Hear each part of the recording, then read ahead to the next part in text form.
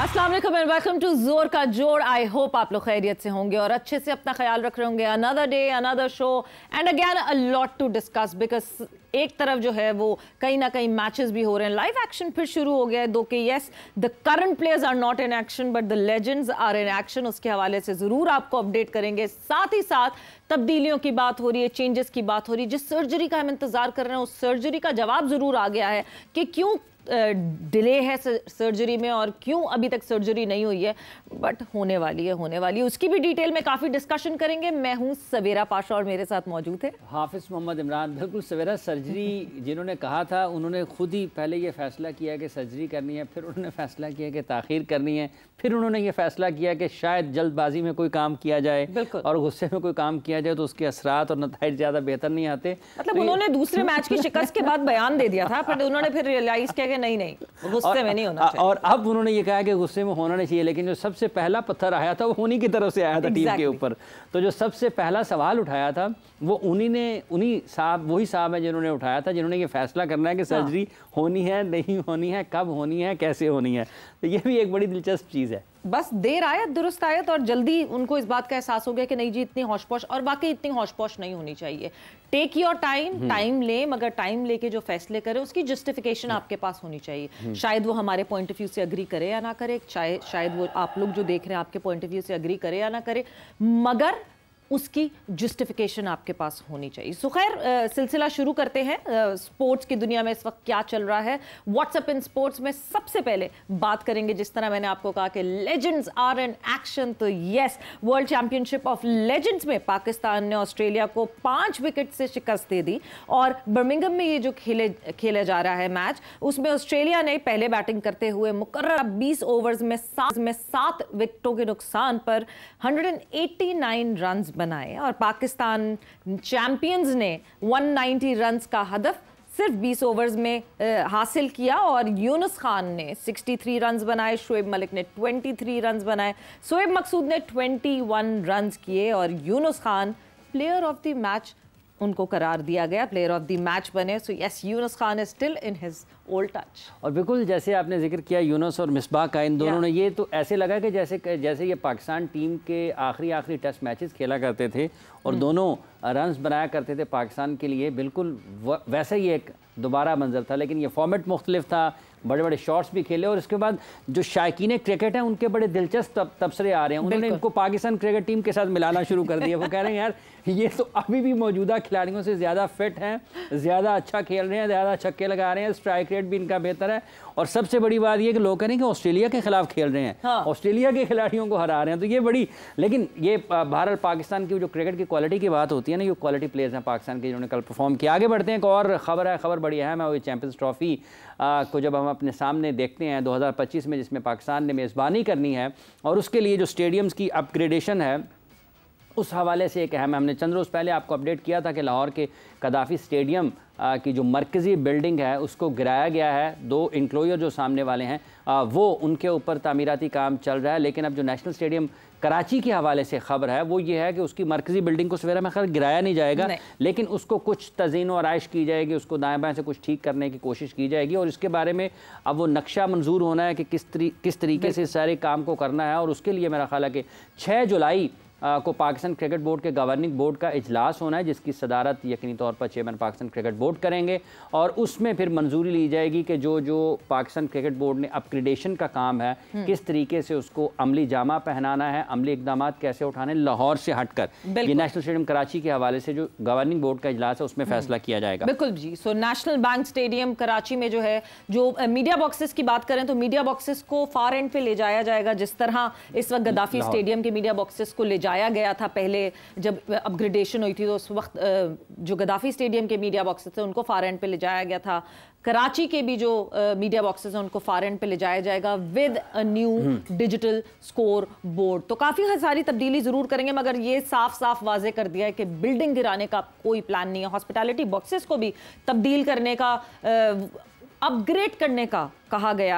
जो विजिबिलिटी है, जो देखने का अंदाज है, जो मजा नहीं आता देखते हुए मैच वहां पे, विजन क्लियर नहीं, मतलब यानी से कुछ ज्यादा उतना ज्यादा मतलब स्पेक्टेटर फ्रेंडली नहीं है जी, जिसको करने की कोशिश की जाएगी। उसको करने की जरूर कोशिश की जाएगी, मगर एटलीस्ट गद्दाफी स्टेडियम की बिल्डिंग गिराने के बाद रियलाइज कर लिया कि अभी सही वक्त नहीं है, कोई बिल्डिंग ना गिराए, इसी बिल्डिंग को अपग्रेड करें। मूविंग ऑन फर्दर, और फिर हम बात करते हैं पाकिस्तान के साबिक कैप्टन की, साबिक टेस्ट कैप्टन की, राशिद लतीफ साहब की। और राशिद लतीफ साहब बड़ा आउट ऑफ द बॉक्स, अब उन्होंने एक ऑड मतलब स्टेटमेंट इसलिए मैं कह रही हूँ बिकॉज राशिद साहब जो है, राशिद लतीफ साहब बहुत रेगुलरिटी में बाबर आजम को बैक करते रहे। दुनिया एक तरफ थी मगर राशिद लतीफ साहब एक तरफ थे, मगर अब बैकिंग का दामन शायद वो भी छोड़ते हुए दिख रहे हैं, बिकॉज वो भी अब इस बात को मानते हैं कि बाबर और रिजवान को बैटिंग का अंदाज बदलना होगा, और अगर नहीं बदल सकते तो वो ड्रॉप होने के लिए तैयार रहें। अपने यूट्यूब चैनल पर बात करते हुए राशिद लतीफ ने कहा कि बाबर आजम और मोहम्मद रिजवान को भारत के स्टार प्लेयर्स विराट कोहली और रोहित शर्मा से कुछ सीखना चाहिए। उन्होंने कहा कि रोहित शर्मा और विराट कोहली ने अपने बैटिंग के अंदाज को बहुत बदला और खुद को 180 डिग्री तब्दील करके और ये मुमकिन बनाया कि वो T20 टीम का हिस्सा रह सकें, और ये मिसाल दी कि तब्दीली इस टाइम पे भी की जा सकती है। साबिक कप्तान ने कहा कि मैं बाबर आजम और मोहम्मद रिजवान को T20 में अपनी बैटिंग के अंदाज को तब्दील करने के लिए 5 मैच दूंगा, और अगर वो ऐसा नहीं करेंगे तो उनके लिए टीम में कोई जगह नहीं होगी। बहुत वाज़ेह और सख्त अल्फाज में 5 मैच दिए जाएंगे। और जब हम ये बात करते हैं कि बदलने की ज़रूरत है, फिर ये जहन में आता है कि ज़माने के अंदाज़ बदले गए, और अगर आप नहीं बदलेंगे उन बदले हुए अंदाज़ को देखकर, और आप अपने खेल में बेहतरी नहीं लाएंगे, तो फिर कोई कब तक आपकी हिमायत कर सकता है। और पाकिस्तान क्रिकेट के लिए सबसे बड़ा मसला यही है कि अगर विराट कोहली और रोहित शर्मा अगर अपनी उस इंटेंट को बहुत बेहतर लेकर जा सकते हैं, अपनी पावर हिटिंग की एबिलिटी को और ज़्यादा ऊपर ले, मतलब इसमें ये भी कहा जा सकता है सवेरा कि उन्होंने ये अपने जहन से निकाल दिया कि मैं अगर आउट हो जाऊंगा तो पीछे क्या होगा, तो उसी इंटेंट के साथ उन्होंने 50 ओवर्स में भी यही क्रिकेट खेली थी। सो अब देखना यह है कि वो उसको किस हद तक अपनाते हैं या नहीं अपनाते हैं, लेकिन बहरहाल एक चीज़ ज़रूर है कि हमें बदलने की ज़रूरत है। और बाबर आजम की जब आपने पावर हिटिंग की बात की है, ये बुनियादी तौर पर पावर हिटिंग किया, तो पावर हिटिंग के एक ऑस्ट्रेलिया के मारूफ कोच हैं शैनन यंग, वो पाकिस्तान आए हुए हैं, और जो तस्वीर मैंने देखी हैं उसके मुताबिक वो अजहर अली साहब की क्रिकेट अकेडमी है जहां पर वो मौजूद थे, जहां पर पाकिस्तान के इस फॉर्मेट के कप्तान जो वाइट बॉल के हैं बाबर आजम, उनके साथ उनकी मुलाकात हुई है। और उस मुलाकात में यकीनी तौर ये 2-3-4 ऑस्ट्रेलियन क्रिकेटर्स हैं जिनमें ग्लेन मैक्सवेल भी उसका हिस्सा है, लबुशेन भी उसका हिस्सा है, जिसमें ये उनको पावर हिटिंग के उनके कोच हैं। तो बाबर आजम की उनसे मुलाकात एक चीज़ ये ज़रूर बताती है कि शायद वो भी अपनी बैटिंग को उसमें जो एक कमी नज़र आ रही है पावर हिटिंग के हवाले से, उसको वो बेहतर करने की तरफ कोशिश कर रहे हैं। और अल्लाह करे कि यहाँ से कुछ बेहतरी शुरू हो और बाबर आजम से जो लोग तवक्को करते हैं वो उन तवक्कुआत पर पूरा उतरें और बेहतर तरीके से पाकिस्तान की इस क्रिकेट में ये जो वाइट बॉल फॉर्मेट है बेहतर खेलते हुए नजर आए। बिल्कुल जी, कोशिश करेंगे तो जाहिर सी बात है आप तब्दीली लाने में कामयाब होंगे। वो कहते हैं ना हिम्मत मर्दा मदद खुदा, सो यस हिम्मत करें और तब्दीली लाने की कोशिश करें, अडेप्ट टू द सिचुएशंस, और अडेप्ट करेंगे तो आपके लिए ही बेहतर होगा। Moving on further, Mohsin Naqvi साहब की बात करें, the chairman of Pakistan cricket board, तो उन्होंने इनफॉर्मल डिस्कशन की लाहौर के मीडिया से, और उस इनफॉर्मल डिस्कशन में उनका सबसे अहम कहना यह था कि अभी तक बाबर आजम के मुतालिक कोई फैसला नहीं लिया गया, वेदर उनको कैप्टनसी पे रखे रहना है या कैप्टनसी से हटाना है, ऐसा कोई फैसला नहीं लिया गया। बट मोहसिन नकवी ने इन सारी बातों में और बहुत सारी बातें की, बहुत सारी डिस्कशन की। बांग्लादेश टूर, जो बांग्लादेश ने आके विजिट करना है पाकिस्तान को, ऑब्वियसली वो लाहौर में होने थे मैचेस, मगर looking at the condition right now at Gaddafi stadium, अभी वहाँ कंस्ट्रक्शन हो रही है, सो वो वेन्यू चेंज होगा, वेन्यू और स्केड्यूल कुछ दिनों में अनाउंस हो जाएगा। मोहसिन नकवी ने और बहुत सारी बातें की इन इनफॉर्मल कॉन्वर्जेशन में कि साबिक क्रिकेटर्स अब जो है वो डिसीजन लेंगे, और साबिक क्रिकेटर्स से मैं सलाह मशवरा करके ये डिसाइड करूंगा कि क्या करना है और क्या नहीं करना है, किसको कप्तान रखना है, किसको कप्तान नहीं रखना, और क्रिकेट में बेहतरी कैसे ला सकते हैं, चाहे वो डोमेस्टिक हो या इंटरनेशनल हो। साथ साथ मोहसिन नकवी साहब ने ये भी मीडिया को बताया कि चंद ये क्रिकेटर्स, चंद वो फॉर्मर क्रिकेटर्स जिनके उन्होंने नाम बताए, वो फॉर्मर क्रिकेटर्स होंगे जिनसे वो सजेशंस लेंगे और बेहतरी की कोशिश करेंगे। हाँ सर, ये इन्होंने खुद ही कहा था कि 2025 की चैंपियंस ट्रॉफी तक बाबर आजम कप्तान है, और जब उनसे पूछा गया इनफॉर्मल गुफ्तगू में, इनफॉर्मल सारी फॉर्मल बातें की हैं उन्होंने, इसमें कोई भी ऐसी बात नहीं है कि जिसको आप ये कह सके ये सारे पॉइंट है कि हम अगर बाबर आजम के बारे में अगर कोई फैसला नहीं हुआ, फैसला तो आपने किया हुआ कि 2025 की चैंपियंस ट्रॉफी तक उन्होंने कप्तान रहना, और अगर आपने ये बात की तो उसका मतलब ये कि आपने एक मतलब फिर जो अपना फैसला किया था उसके ऊपर ही अदम एतमाद किया है। और जहाँ तक बांग्लादेश की जो आपने सबसे अहम सवाल उठाया है कि आपको चैंपियंस ट्रॉफी का अचानक से तो पता नहीं चला था, आपको पता था कि 25 की चैंपियंस ट्रॉफी और ये आपकी WTC के मैचेस हैं जो बांग्लादेश वाले हैं, तो ये भी आपको पता था। यहाँ पर भी आपकी एक इंतजामी नाकामी नजर आती है। और फिर जब आप फॉर्मर क्रिकेटर्स की बात करते हैं कि हम उनको लेकर आएंगे जो टेलीविजन पर नहीं होंगे, तो आपकी जो सिलेक्शन कमेटी है, जब आपकी प्रेस कॉन्फ्रेंस हुई थी, आप उसमें देखें कौन कौन से लोग कहाँ कहाँ से आए हैं और 2023 के वर्ल्ड कप में कौन कहाँ कहाँ बैठा हुआ था, तो ये सारी चीज़ें तो आपको देखने की ज़रूरत है।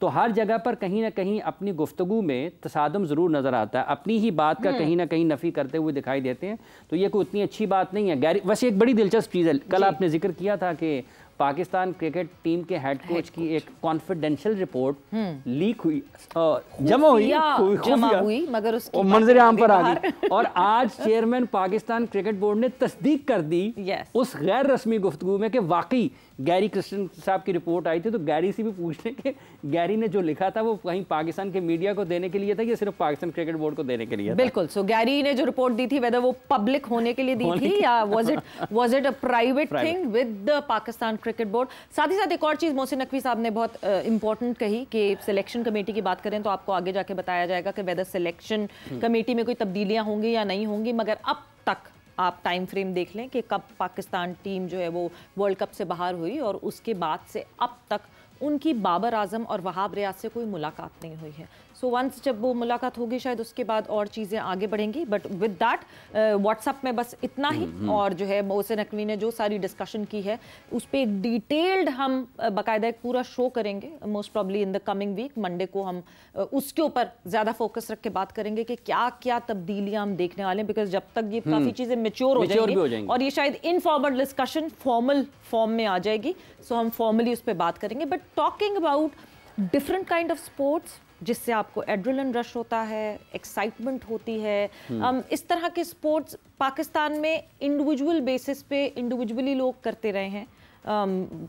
अलग अलग किस्म के स्पोर्ट्स इंडिविजुअल बेसिस पे ज़रूर होते रहे, बट अगर एक्सट्रीम स्पोर्ट्स की बात करें तो कोई ऐसी फेडरेशन, कोई ऐसी एसोसिएशन नहीं जो एक्सट्रीम स्पोर्ट्स की तरफ ज़्यादा देखती हो। हाँ, एक ब्रांड है खास जो कि वो ब्रांड स्पॉन्सर करती रहती है और वो एक्सट्रीम स्पोर्ट्स को जो है वो आगे बढ़ाती है, मगर फिर एक इंडिविजुअल ने डिसाइड किया कि फिर से एक्सट्रीम स्पोर्ट्स का सिलसिला पाकिस्तान में शुरू करते हैं और किस तरह उसको मैप किया जाएगा, कैसे वो होगा, रैकी की जाएगी और फिर एक थ्रिलिंग एक्सट्रीम स्पोर्ट को जो है वो पाकिस्तान में इंट्रोड्यूस कराया जाएगा, which was not an easy task. मैं क्या बात कर रही हूँ, किस बारे में बात कर रही हूँ, एक पैकेज पे नज़र डालते हैं और फिर जो हमारे मेहमान हमारे सामने बैठे हैं उनको इंट्रोड्यूस करवाएंगे। गालिब सलाम पाकिस्तान के कौमी जूनियर तैराकी के चैंपियन रहे और 4 कौमी रिकॉर्ड्स अपने नाम किए। वक्त के साथ उन्होंने अपने पेशा वराना करियर में तरक्की की और 40 के इब्तदाई दौर में ट्रायथलॉन खेल के शौक को आगे बढ़ाया। मुख्तलिफ ट्रायथलॉन फासलात का तजर्बा करते हुए उन्होंने Ironman, full and half, Swissman, Norseman समेत 100 मील के ट्रेल रन मुकम्मल करते हुए पाकिस्तान की नुमाइंदगी की। 2018 में गालिब ने पाकिस्तान को एक्सट्रीम ट्रायथलॉन के नक्शे पर लाने के सफर का आगाज किया। उन्होंने मुल्क के मुख्तलिफ हिस्सों का दौरा किया ताकि संगीन हालात तलाश किए जा सकें जो एक ट्रायथलॉन एथलीट को चैलेंज के तौर पर कबूल हो। मुख्तलिफ मकामात की जांच पड़ताल के बाद ये फैसला किया गया कि ये तमाम extreme triathlon events Hunza, Gilgit और काराकोरम में मुन्नकिद किए जाएंगे। सो यस, जो मेहमान हमारे साथ आज मौजूद हैं, गालिब सलाम साहब, अस्सलाम वालेकुम and welcome to the show sir. सबसे पहले तो thank you for introducing triathlon in Pakistan because generally people don't know much about it. तो सबसे पहले मैं चाहूँगी कि just explain what triathlon is for the people who are watching us. बिल्कुल जी, thank you so much first of all. और triathlon is different, tri means 3, तो उसमें आपकी स्विमिंग, बाइक और रन होती है। तो तीनों डिसिप्लिन्स को आप एक कंबाइन करते हैं इन एन इवेंट और उस इवेंट को कहते हैं ट्रायथलॉन। ठीक है, तो ये कैसे इन तीनों स्पोर्ट्स को यकजा करने का, और फिर जो मनाजर अभी हमने हमारे देखने वालों ने अपने टेलीविज़न स्क्रीन पर देखें, इससे तो एक से ज़्यादा किस्म के मकासद हासिल किए जा सकते हैं कि दुनिया भर में लोगों को पता ये भी चल सकता है कि असल में पाकिस्तान में क्या कुछ है। Indeed, purpose to bring Karakoram Extreme Triathlon to Pakistan, और इसकी कंसेप्शन यही थी क्योंकि मैंने काफ़ी दुनिया में रेसेस की भी हैं और देखी भी हैं और ट्रेन भी मैं हुआ हूँ, इज़ जो ट्रेन्स मैंने देखे हैं और जो ट्रेन्स मैंने इधर मैप किए हैं उसमें I think Pakistan gives probably the best in terms of what a typical triathlete जो पार्टिसिपेट करते हैं उसको ट्रायथलीट कहते हैं, would actually endure as an epic adventure. So उसमें अताबाद लेवल एक्चुअली हमने पास वीकेंड काराकोरम एक्सट्रीम जब हमने फुलफिल की, उसके अंदर आपकी 1.5 किलोमीटर स्विम थी अताबाद लेक के अंदर, and you know you are in swimming in glacier water. 1.5 kilometre ठीक है। वैसे आयरन मैन में स्टैंडर्ड रेसेस में 4 किलोमीटर होती है। सो बिकॉज वो ग्लेशियर वाटर में तो नहीं एग्जैक्टली, हाँ, तो वो हाइपोथर्मिया के फैक्टर को मद्देनजर रखते हुए then we timed it and we've got a pioneer, you know, Karakoram extreme man who actually finished the whole race besides other finishers, but those अच्छा गालिब सलाम साहब, आपको मैं अताबाद लेक पे ही रोकूंगी, उसके बाद आगे और क्या हुआ, क्या क्या कितना टफ था, how tough was it, how many athletes were there, वो सारी डिटेल हम जानेंगे बिकॉज हम जाएंगे एक ब्रेक पर, और ब्रेक से जैसे ही वापस आएंगे, so yes just dive in because this would be really interesting after this short break.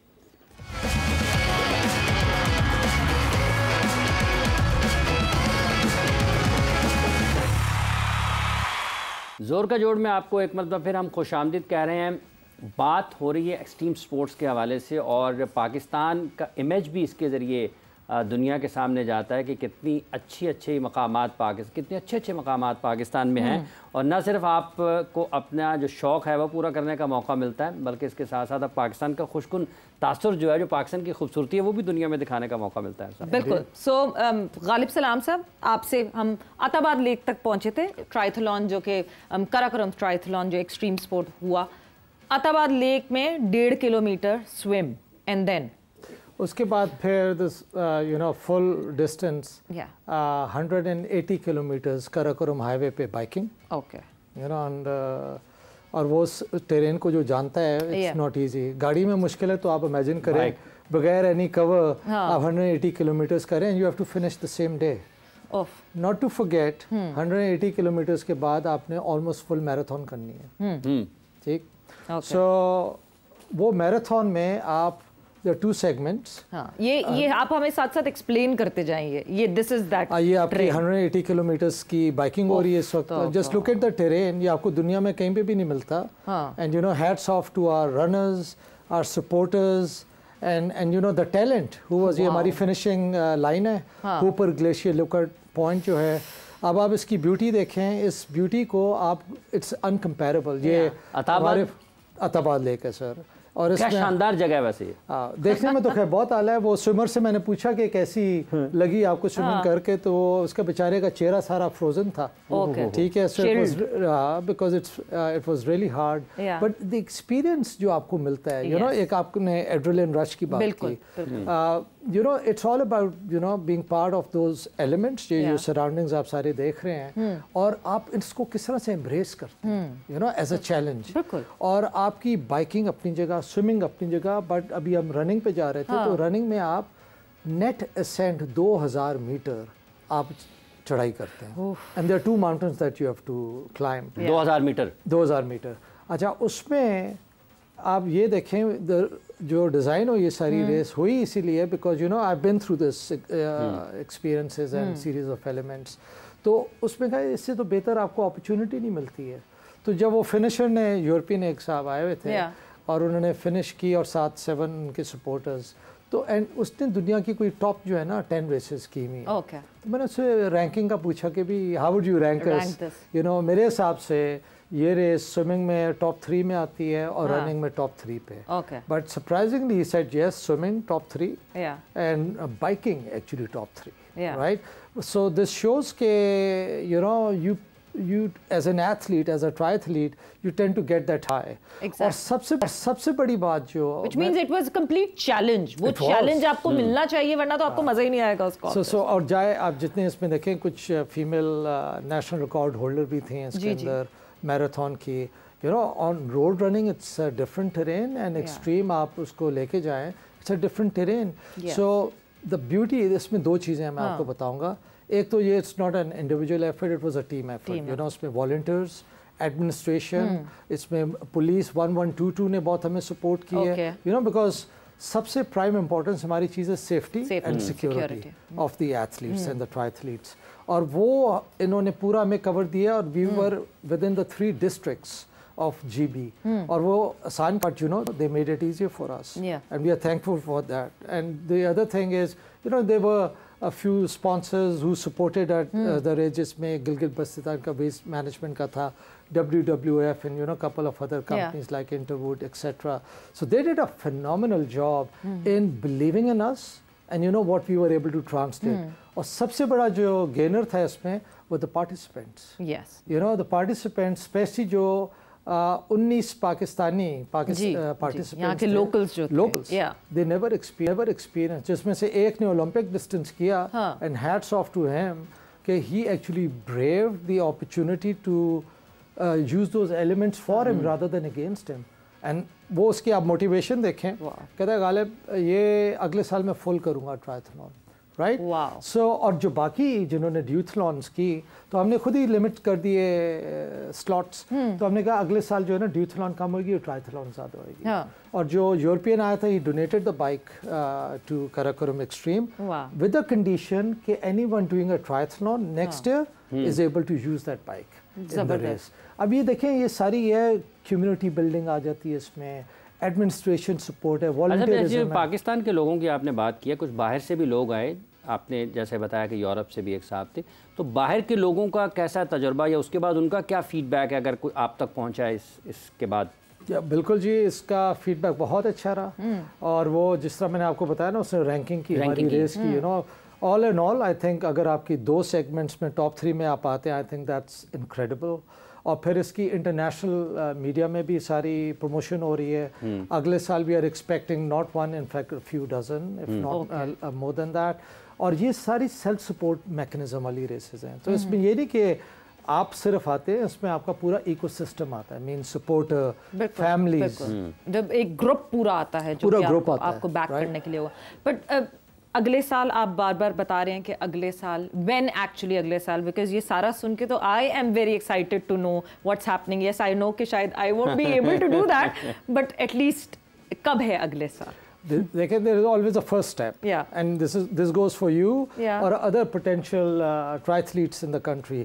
जिस तरह आपने ये locals को देखा है, इन्होंने एक challenge लिया कि हम करेंगे with minimal preparation, and they did it. Brilliant. You know, and the thing is कि आपके पास अगर एक साल है between now and next year, आप at least half triathlon तो कर सकते हैं ना, half distance. तो half distance would be 750 meter swim, 90 kilometer bike, and around 20k run. But these are not only road running elements; these are extreme elements that you have to embrace. But Ghalib, do you think this could be a permanent segment of Pakistan in regularity में पाकिस्तान में हो सकता है? मतलब could this be one highlight जो कि जिनसे हम tourism भी attract कर सकेंगे? The purpose is that primarily. अभी भी जितने symbolic races हम मुल्कों की जाके मैंने attend की है, जहाँ पे मैं train भी हुआ, उसमें purpose ही ये है, it becomes a pinnacle moment for that country and a moment of pride for the people of that community, right? So similarly, you know, इसी तरह जिस तरह ये हमने GB के अंदर हुंजा के एलिमेंट मैप करके it's being a great success, we will just simply translate that into a great you know moment of expression, a fraternity between athletes, supporters and the community of that area. अच्छा गालिब साहब, ये किस तरीके से आप इसको arrange करते हैं? टाइम ड्यूरेशन के कितने दिन आपको लगते हैं? एक सेगमेंट एक दिन करना है या उसके बाद वक्फा है, आराम करना है, अगले दिन जाना है? तो आपने ये अच्छा क्वेश्चन, ये शुक्र ये नहीं पूछा कि जो बाइक करते हैं मोटर बाइक में कितनी गैस चाहिए. so ये शुरू होती है जी सुबह 5 बजे and you have to finish it by midnight. ठीक है, so 18 hours. 18 hours बिल्कुल. सो द थिंग इज इसमें कट ऑफ टाइम्स होते हैं, स्विम का कट ऑफ टाइम है, बाइकिंग का कट ऑफ टाइम है और रनिंग का, एंड रनिंग के अंदर भी mid run cut off time है। सो कट ऑफ टाइम में फर्ज करें अपने बाइकिंग नहीं कर पाए पूरी, या फिर आपने बाइकिंग कर ली और रनिंग आपने वो कट ऑफ टाइम नहीं कर पाए, unfortunately you are unable to proceed further. Yes. So आप वो फिर finisher नहीं बन सकते. So title is not an element of entitlement. It's an element of prestige. Yes. You know, for the athlete. Yes. The best part is you are not competing with anyone else but your own self. Yes. Right. So because you're challenging yourself every minute, every second that you're moving further, you're challenging yourself. Indeed. वो challenge जो है वो सिर्फ आप ही जानते हैं, आपकी जो capability, it's mind over matter. ठीक. तो वो आपकी you just need to listen to your body, और उसके अंदर काफ़ी टेक्निक्स होती हैं कि आप किस तरह से ओवरकम करते हैं। न्यूट्रिशन होता है उसके अंदर, आपकी कॉम्पिटेंस होती है, और आप you need to remain injury free basically to get to that stage. Otherwise you know permanency can also, ठीक है आपको एक थ्रिल किक और हाई मिलता है, but you know not at a cost of your own health and life. Ghalib Sahab, thank you, thanks a lot for being here सबसे पहले, and thanks a lot for exploring Pakistan in that way, so that Pakistan में जो है हम इस तरह के extreme sports दिख सकें, बिकॉज दुनिया भर में जाते हैं लोग पाकिस्तान से एक्सट्रीम स्पोर्ट्स ढूंढते हुए और एक्सट्रीम स्पोर्ट्स के लिए। So you have opened up an opportunity for all those people who are looking for all the adrenaline rush. So yes, just keep your eyes open कि next year ये कब होने वाला है, Karakoram Extreme Sports, जहाँ पे triathlon होगी, and you can be a part of it as well. So Ghalib साहब बहुत बहुत शुक्रिया, thanks a lot for being here. आप लोगों का बहुत बहुत शुक्रिया for joining us. जोर का जोड़ का वक्त यहाँ पे ख़त्म हुआ। सवेरा और इमरान को इजाज़त दीजिए, अपना बहुत ख्याल रखिएगा, टेक केयर, बाय बाय, अल्लाह हाफ़िज़।